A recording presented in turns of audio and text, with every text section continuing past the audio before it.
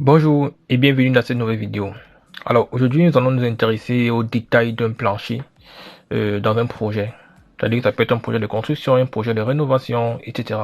Donc nous allons nous intéresser aux différentes parties d'un plancher. Bon, bien évidemment, on va essayer de s'attaquer à un plancher assez courant, un plancher que vous avez l'habitude de réaliser ou encore un plancher que vous avez l'habitude de faire, qui n'est pas assez compliqué. Donc un plancher sur lequel vous voyez que sur ce côté nous avons fait également une coupe sur une semaine, l'amorce, une landrine et le mur de la maison. Donc il est important de savoir que lorsque vous faites par exemple un projet, faire des détails c'est très important dans votre projet. Ça permet notamment à l'entrepreneur, si par exemple vous êtes un ingénieur, vous êtes par exemple un architecte, donc il est très important de faire ce qu'on appelle des dessins de détails.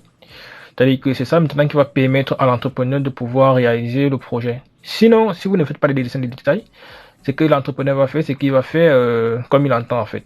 Et sachez toujours qu'un entrepreneur, son but premier, c'est de faire un projet en économisant le plus. Ça veut dire que si vous faites un très beau projet avec des matériaux bien spécifiques et que vous donnez par exemple à un entrepreneur et que vous n'avez pas apporté les détails, alors l'entrepreneur va faire le projet en économisant au maximum. Vous voyez un peu. Donc il est très important lorsque vous faites un projet de faire des dessins de détails, c'est très important. Là, ça permet de faire des projets dans les règles de l'art. Ça permet de faire vraiment votre projet dans les règles de l'art. Alors, nous allons maintenant nous appesantir sur un plancher assez simple. Donc, vous devez savoir que lorsque, par exemple, vous faites un plancher, d'abord, nous allons commencer du bas vers le haut. C'est-à-dire qu'on va aller en montant. Donc, tout d'abord, naturellement, au niveau du sol, de la fondation, nous avons d'abord ce qu'on appelle la terre naturelle. Donc, nous avons ici une terre naturelle. Bon, avec les symboles d'Achille que vous connaissez très bien dans H4, le symbole de la terre, etc. Donc, une fois que vous avez, par exemple, ici votre terre naturelle, au-dessus de votre terre naturelle, vous avez ce qu'on appelle une terre compactée. Notamment, c'est très important lorsque, par exemple, vous faites un remblai sur une fondation, il faut bien évidemment compacter cette terre que vous avez apportée. Il faut bien la compacter pour que plus tard, il n'y ait pas affaissement sur le terrain. Sinon, par moment, vous allez vous rendre compte que lorsque vous mettez des carreaux, il y a généralement affaissement.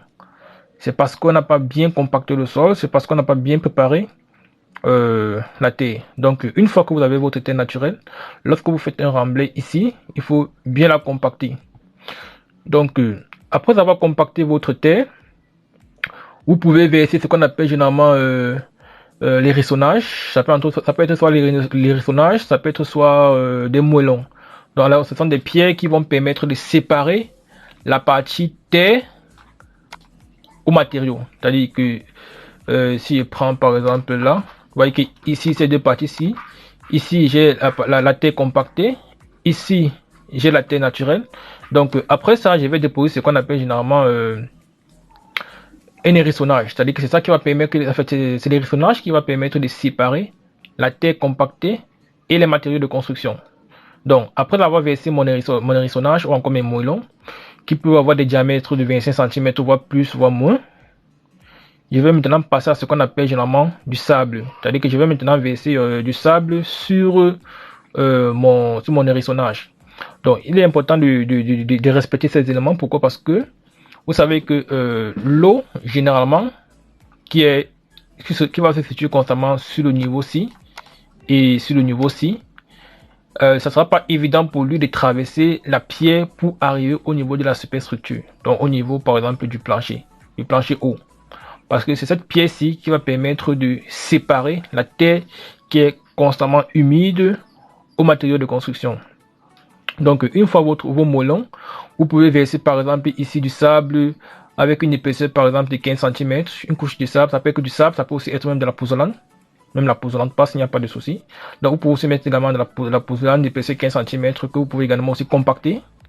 Donc après avoir mis la pouzzolane c'est ça que vous voyez en image par exemple là, voilà ce qu'on appelle par exemple de la pouzzolane. C'est une pierre assez poreux et l'avantage avec la pouzzolane c'est que la pouzzolane n'est pas lourde comme par exemple du granit. La pouzzolane est assez légère, donc c'est un très bon matériau et qui est aussi beaucoup utilisé pour faire la production du ciment.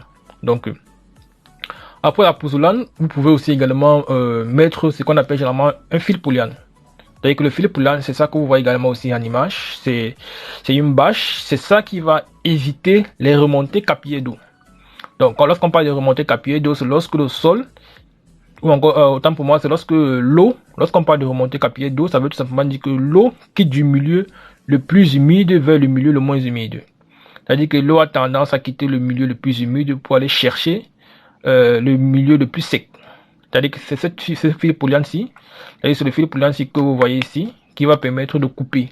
C'est-à-dire qu'il va couper l'eau qui monte pour aller au niveau du plancher supérieur.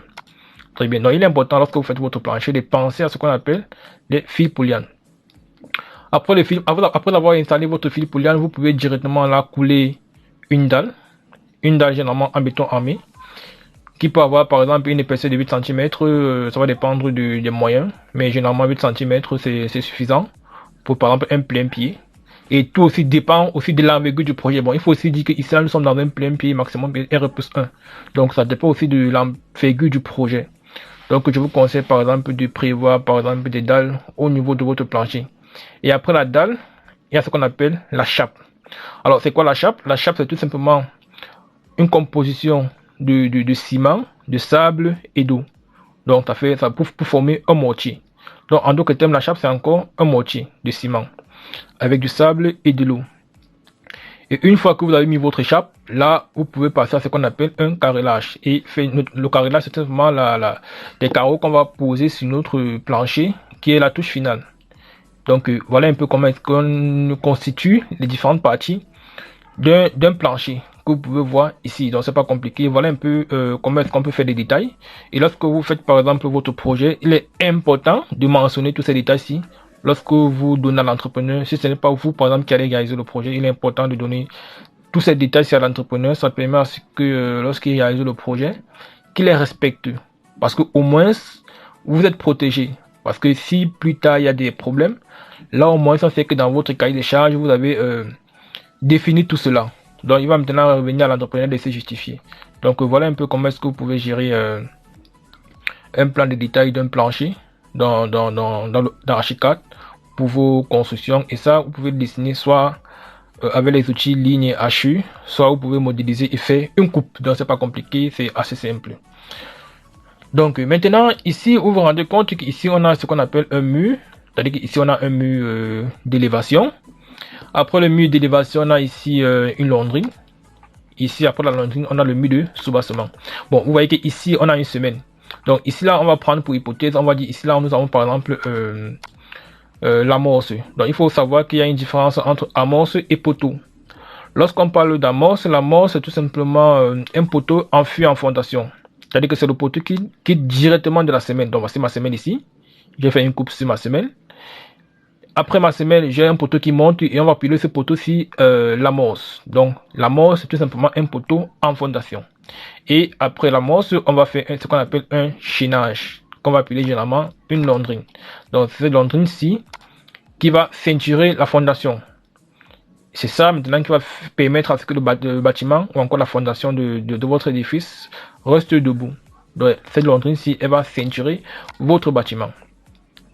Et vous voyez qu'ici, en dessous de ma semelle, il y a ce qu'on appelle généralement un béton de propriété qui peut avoir une épaisseur d'environ 5 cm. Donc le béton de propriété, c'est lui qui va permettre de séparer le béton de la terre.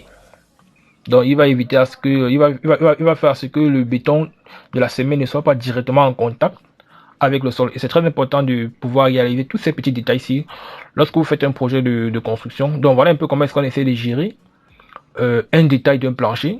Lorsque vous faites par exemple un édifice, il est important de mentionner tous ces détails-ci lorsque vous remettez votre projet à un entrepreneur ou encore si ce n'est pas vous qui allez réaliser le projet. C'est très important. Là, ça permet aussi de vous protéger. Si le client, par exemple, a défini un budget de sa maison et que vous avez, par exemple, mentionné tous ces détails-ci, l'entrepreneur, lui, quand il va réaliser, il saura que, en fait, voilà comment cela se passer. Mais si vous ne mentionnez pas tous ces détails-ci, l'entrepreneur, vous devez savoir que le but premier d'un entrepreneur, c'est d'économiser au maximum. Et en économisant, vous êtes conscient qu'il va beaucoup réduire certains matériaux parce que le but, c'est d'économiser et de se mettre plein de poches. Donc j'espère que cette vidéo vous a plu et que vous aurez un peu maintenant une idée de ce qu'est un plancher de quoi construire un plancher. Donc, je vous remercie et on se retrouve dans les prochaines vidéos. Surtout, n'oubliez pas de vous abonner, d'activer la cloche de notification. Et ciao!